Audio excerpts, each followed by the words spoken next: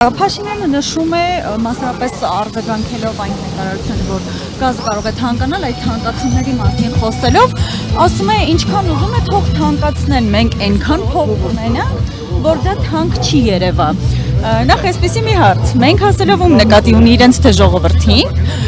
եւ արդյոք այս արտահայտությամբ հուշում է ժողովրդին, որ այո, գազը կարող է թանկանալ։ Ենթադրում եմ, որ ՔՊ-ի մասին է խոսքը, որ շատ փող ունեն,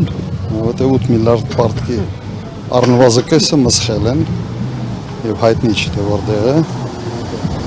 Սա առաջինը, երկրորդը ինքը ժողովրդի հետ խորհրդակցել է, արդյոք ժողովուրդը պատրաստ է կրկնակի ավելի թանկ վճարել գազի համար։ Սա անպատասխանատու հերթական հայտարարությունն է եւ իր սխալների համար հերթական անգամ ծանրությունը կախվելու է ժողովրդի վրա։ Նա նաև նշում է, որ մենք մեր սեփական գազը կունենանք, մեզ մոտ գազի ինչ-որ նոր աղբյուրներ են բացահայտվելու։ Առաջ անգամ լսում, երևի պետք է իրենից հարցնել։ Չկա սեփական գազ Հայաստանում։ Ժամանակին մենք հետազոտություններ արել ենք, դա իմ ժամանակ էր, բավական Հայաստանի տարածքով, ավելի շատ սլանցային, այսպես ասենք, տարբերակի վրա, բայց պարզվեց, որ բավարար պաշարներ, որոնք կարելի է օգտագործել, ուղղակի չկա։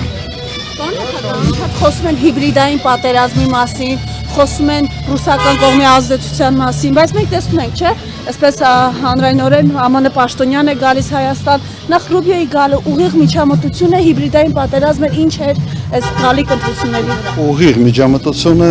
Հայաստանի ընտրություններին, ուղիղ միջամտությունը այն ինչի մեջ փորձում են մեղադրել ռուսական կողմին, անում են ճիշտ իրենք։ Հիմա պատկերացնեմ, եթե օրինակ ռուսական կողմից որևէ պաշտոնյա գար, ինչ կանեին։ Եվս մեկ հարց եւ վերջ, անդրադառնալով կրկին մի փոքր զորահանդեսին։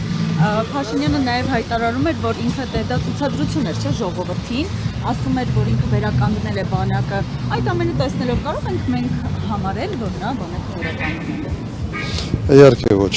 Նա բանակը քանդել է եւ բանակը քանդողը չի կարող բանակը վերականգնել։